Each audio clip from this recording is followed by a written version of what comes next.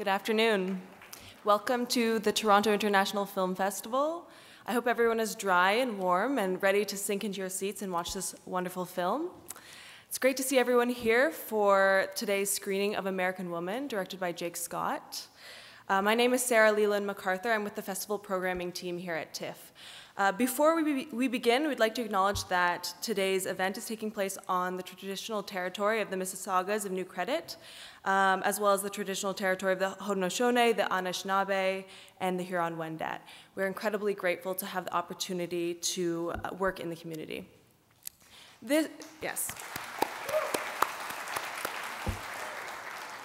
This film is eligible for the Grolsch People's Choice Award. You can vote for your favorite films at tiff.net/vote. We would like to thank William Morris Endeavour Entertainment and Bloom Media for generously providing us with this film. Thank you to the British Council for their generous support as well. Jake Scott has directed music videos for such artists as Radiohead, R.E.M., Oasis, U2, and George Michael as well. He has directed feature films such as Plunkett and McLean, as well as Welcome to the Rileys, and we are pleased to be presenting his latest. We are also very pleased to have the opportunity to be hosting a Q&A after the screening with our guests, so be sure to stick around for that. And please, without further ado, join me in welcoming Jake Scott to the stage.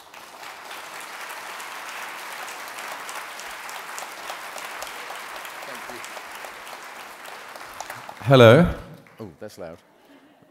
Another beautiful theatre. Hello, everyone. Thank you for coming. It's a great honour to be here, actually, at TIFF. I've never been to this festival, so it's really exciting. I can hardly contain myself. So thank you for coming out on a very rainy day to see this. Well, we will see what you think. At the end, I apologise for making you cry. But that was a spoiler. But there are laughs as well. So you're going to see an amazing performance from Sienna and Christina, and it's about life and family and being a parent, which I am, and many of you are probably. Anyway, thank you very much, and I'll see you afterwards. Thank you.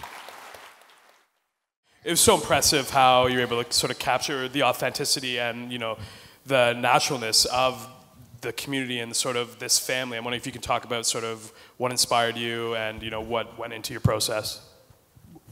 Well, I didn't want to notice the photography, apart from that shot, which but no, just, you know, as Will said, you read it and you get swept along by it, but it's Monday morning, you're in the kitchen, and you know, when you watch a film, and I hope that's happened today, is that when you move inside the screen, you don't notice that stuff anymore. But I didn't want to do anything fancy. I thought it was very important to enable them to move around. I mean, you know, those were very small houses, which surprised me.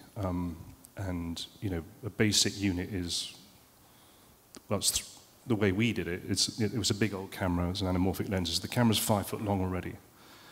And so you've got a grip, an operator, focus puller, 2 on sound, an AD, and Jake. So it's a party, and then you've got Will. You know, so, and then you can't, you know, you've got to track behind him, and then track the other way. So, but you know, really, no, I didn't want to make it look like anything that, and I'm not being sort of modest about that. I'm just saying it's important to record it and to create this space, to not have things on the floor, to light from outside, to give the space to the actors and to Jake, and spend a lot of time rehearsing. And there's a lot of cross-coverage and people stamping on each other's lines, but also to make it elegant. I didn't want to hand-hold it. I can't stand that stuff when you come to a proper theatre like this and everything's bouncing around. I want to study the faces. Beautiful face, big face, beautiful. Didn't want it to bounce around, and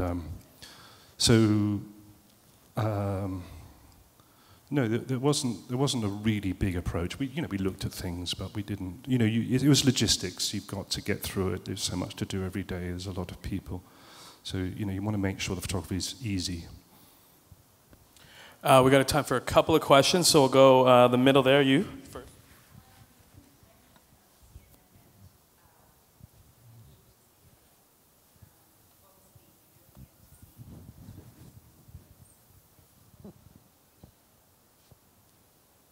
Oh, so the question is regarding when Sienna meets the person who killed her daughter, and we don't actually get to see her face. Can you talk about the sort of the motivation of not showing that to the audience? We have a nine-minute scene actually of that shot that never made it into the movie.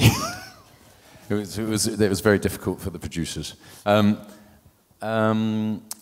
the gentleman that played the killer is a gentleman by the name of Macon Blair. Right? He's a director actually, and he gave an amazing, very gripping, very real, and very obviously awful, gut-wrenching account of what had happened. But I almost knew going in that I didn't want to hear what he had to say, because that's for Deb to carry. Because it felt that we know what happened. The news is full of these stories every day.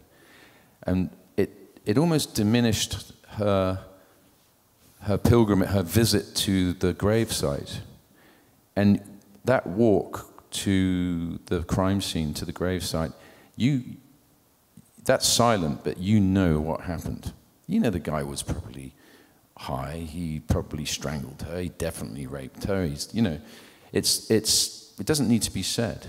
So it felt more powerful, actually. And I think it works. I'm very pleased. I mean, I think it's I actually thought it was the most critical cut in the whole film. So, thank you. We'll go to, yes, yeah.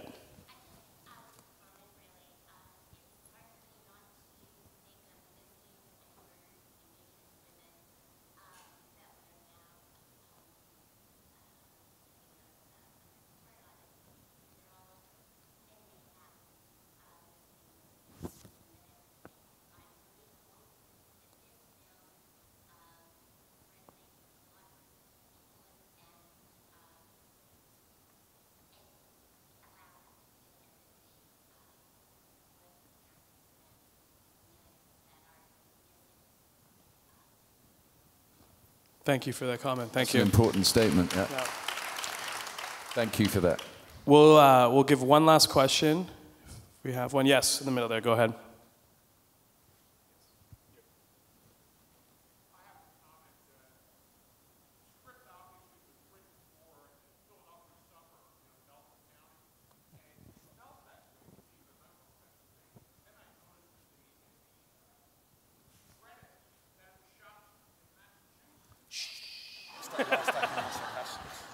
It's his fault.